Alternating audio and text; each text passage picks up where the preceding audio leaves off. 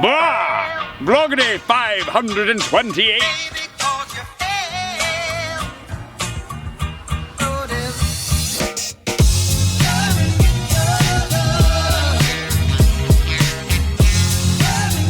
Good morning. It's Tuesday, which makes it Boxing Day, which is not a holiday where I'm from. Also, I don't even really know what Boxing Day is. I have to relearn this literally every year. I just imagine people boxing their presents back up and taking them in to be returned. That's kind of what I imagine. So it's looking actually decently sunny out there. I need to go for a run. I haven't been for a run in a couple of days. Gonna go for a run, and I'm gonna use that run to scope out the coffee scene, because I'm not sure what coffee is gonna be available around. I might as well just kind of go running and see what we can find. So, instead of feeling that everything's gonna be closed, because it is France, and yesterday was a holiday, and for all I know, today's a holiday too, and I know a lot of people are taking the whole week off, and you get the idea, so let's go for a run.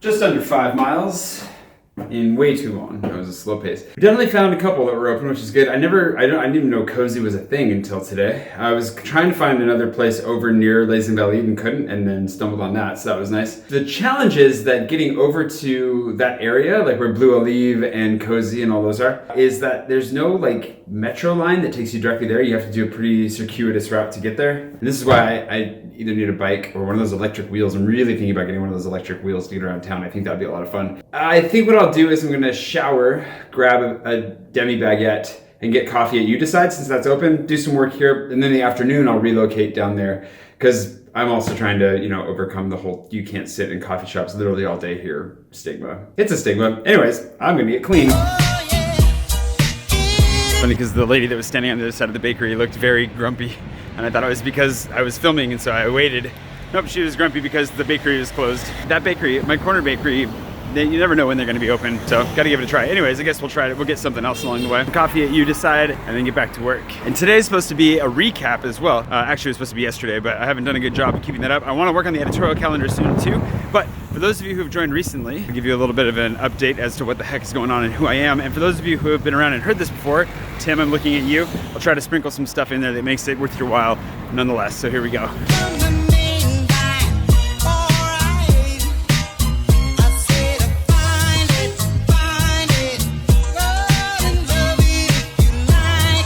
Nobody's open. The bakery over here is closed. They didn't have any baked goods, but the pain quotidien I think should. The guys in the middle, so we'll give them a try here.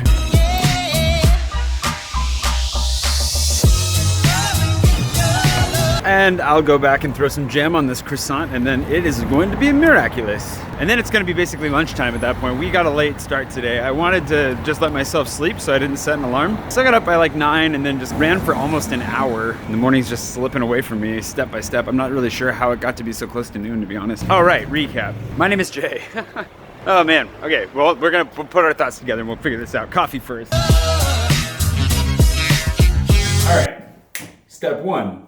The fire pass. If you really want to see, I did a Draw My Life. The link is below in the description. It's always an FAQ. So if you'd like to see a little bit about where I was born, where I went to school, why I lived in West Africa, or why I lived in Paris multiple times before, that is the place to do that. But for the nearer future, about what? I guess when I started vlogging effectively, I was on the cusp of some really big risks. I decided to stop consulting. I'd been working for a while as a consultant on electronic medical records. That work was starting to dry up as everybody was getting onto the medical records and no longer needed consultants. I didn't want to take a full-time job doing that because I hated the work. And so I decided that I would go ahead and put my full-time effort into a tech startup that I started with a couple of friends, developing a Bluetooth technology that would help parents to keep track of their little ones. It's pretty cool. We actually came up with some really cool technology. It was a really, really cool team, actually. The team of people that I was working with were great. And then the product didn't go. Also, I just had some stuff that I was hoping would come through between Into the Nanton and a book that I was hoping to sell. Just a number of different things where I was like, I didn't expect all of them to happen, but I expected at least one of them to happen and, carry me through a little bit. Not so much. That it all just came tumbling down. And you can see that in the early episodes of the vlog, although I wasn't as good about talking about all of that then as I am now. We'll talk about that too, but I haven't had lunch yet, so let's start walking.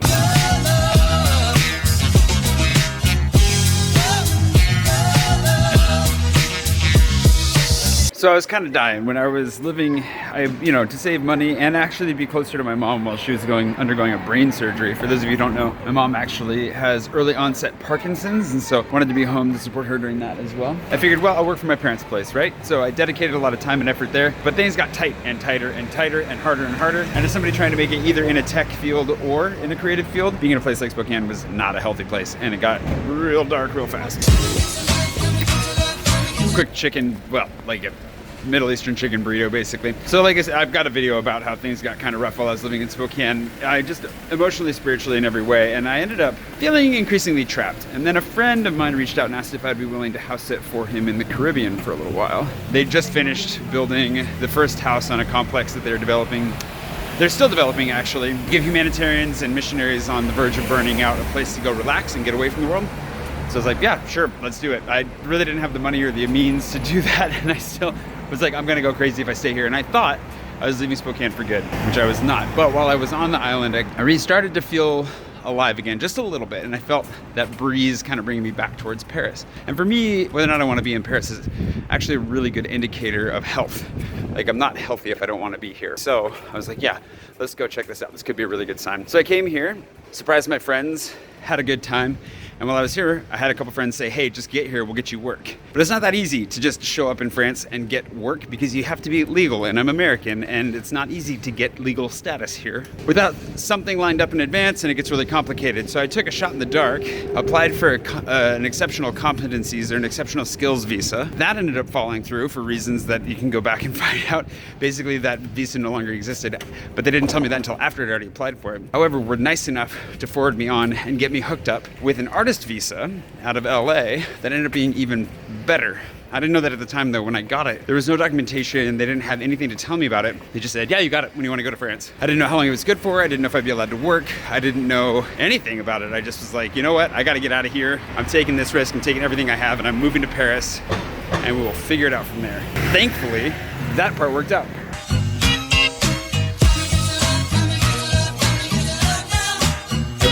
This feels like a real commitment right now because I have to go into the prefecture in a week and I could get kicked out of the country, and that's part of what I meant by it. It sort of worked out. That's just a lot of condiments, and I might not be able to live here for very long. When I got here, I had an English teaching job lined up, and everything was looking pretty good. They made me jump through hoops for about a month before I finally got in, and I was right at the edge. I was like basically out of money and just didn't know what I was gonna do. There's not a lot of bills back home, stress. And then I went in, and they're like, "Yeah, we'd love to hire you." And I was like, "Sweet." And they were like, "We'll have work for you in October." And I was like, "It's March." Yeah, I didn't have any work lined up for a long time. So I did the bike tour thing over the summer, which was great. Really fun job over the summer. I met a lot of interesting people. The people I worked with were awesome. That's why I end up at the Peloton all the time, because the guys who own the Peloton Cafe also owned the bike tour company that I worked with, which was Bike About Tours. If you want to hang out with them, definitely worth it while you're here. Really, really tight, really, really stressful. I had a lot of bills from back home that had built up from launching a company that failed and not working on anything but that for a long time, and just lots of just big risks that I'd taken that had all just not gone well. And so in the process of, my life falling apart, I wound up, being really, really stressed out. And you'll see that throughout the summer as it comes through in not eating and things like that too. But things kind of picked up, and I knew that if I could be here for 6 months, that things would really start to pick back up again, and that I'd be in a good spot. And I did. I survived 6 months, and then a lot of really cool projects started coming through. Some that I wasn't allowed to talk about for a while, some that I'm still not allowed to talk about, but only really one. And so now I'm here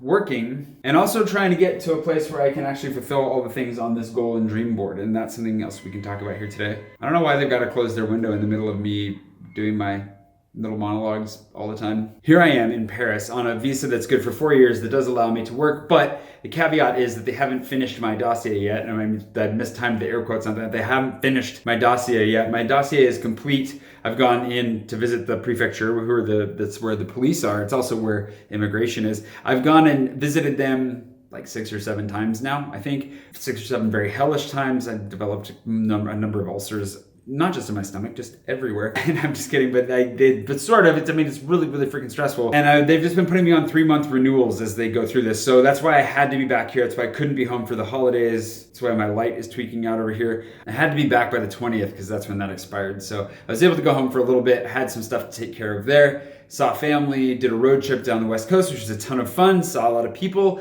met people, Had a great time, but now I have to be back here. So that's why it's holidays in Christmas time, which worked out because then we got to hang out with Badger and Cheryl. So hey, there's nothing to complain about there. And the art walk that we did yesterday was amazing. Anyways, that's a little bit of the recap, and that's how we got here. Now, what I want to talk about in the new stuff, Tim, if you're still, are you there still? I hope you're still there. Anyways, if you're still there, is as we go into 2018, I want to talk a little bit more about the goals and dreams, but really in the vein, and this is kind of where that comes from, of what it is that I'm hoping for from the vlog, from my life in Paris, from you as viewers and subscribers. If you haven't subscribed yet, please do subscribe. And where I think we might actually be going. I'm feeling very, very positive, very optimistic about this year. And that is also a huge change over the last couple of years. I got to a place where I was anything but optimistic and feeling really, really downtrodden and having a really hard time. So I'm really, really glad that that has changed. And I'm hoping that it's on an upward trajectory.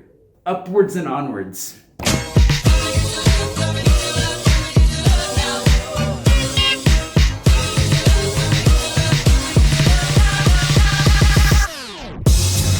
I don't know where all these people came from. I thought that the tourist season was taking a break.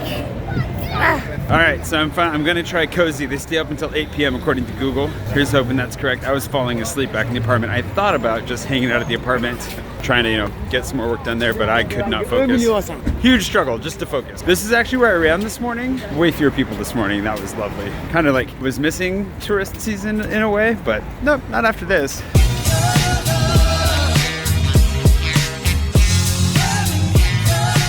And lo, we fall. Oh no, they're still open. I was worried there for a second that they were gonna. Oh, they look pretty. What's happening?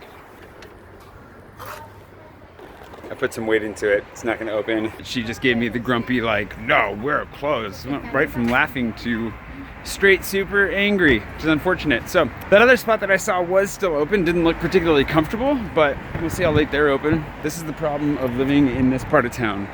Everything closes early, even when they're posted to stay open later. All right, we'll give Teddy Cafe and give these guys a try.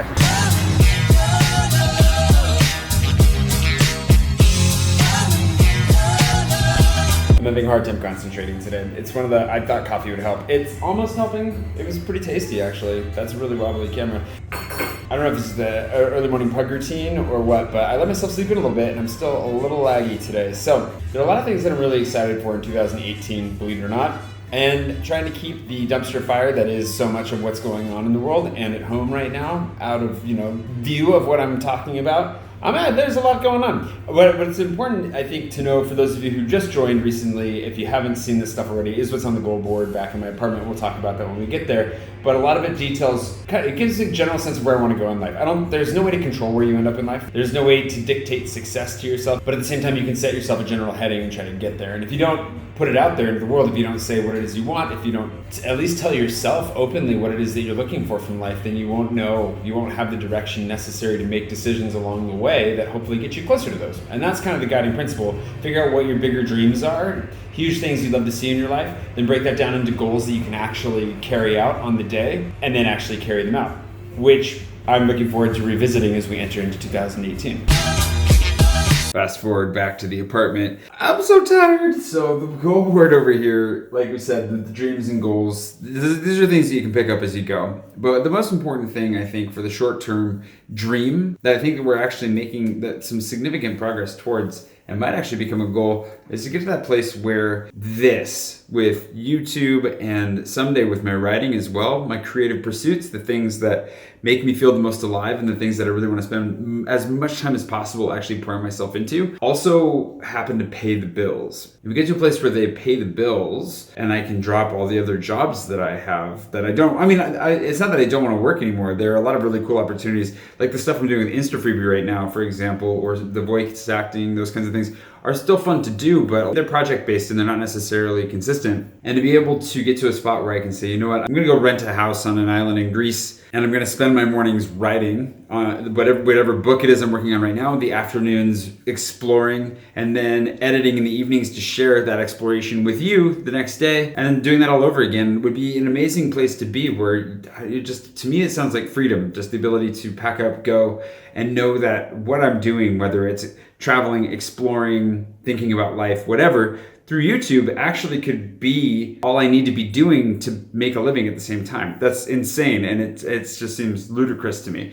And then combining that with a creative career in the sense of also writing and then sharing my experience, maybe speaking, traveling more to speak, that kind of stuff. I think there's a lot of really fun potential there. And I think we're actually getting close to it, which is why 2018 is so exciting, because it feels like this could be the year that happens, assuming the world continues to exist in 2018, which that's always a question mark every year. But some other examples, one of the things that I haven't talked about really yet, my dad and I are planning a trip to Cameroon to go see that ship. So if you go check out the Draw Your Life in the description below, or you've just kind of picked up on the fact that I talk about this hospital ship that I lived on in West Africa for a while, we're actually gonna go visit that ship together in April, which should be pretty exciting. And I'm looking forward to going and seeing some friends on the ship. And Cameroon's a country I've never been to before, which will help with that goal of getting to 40 countries by the end of this season of the vlog. So that'll go up on the board as well. I have a lot of really fun things. I have a lot of really fun things that I'm thinking about and planning for 2018. Some surprises,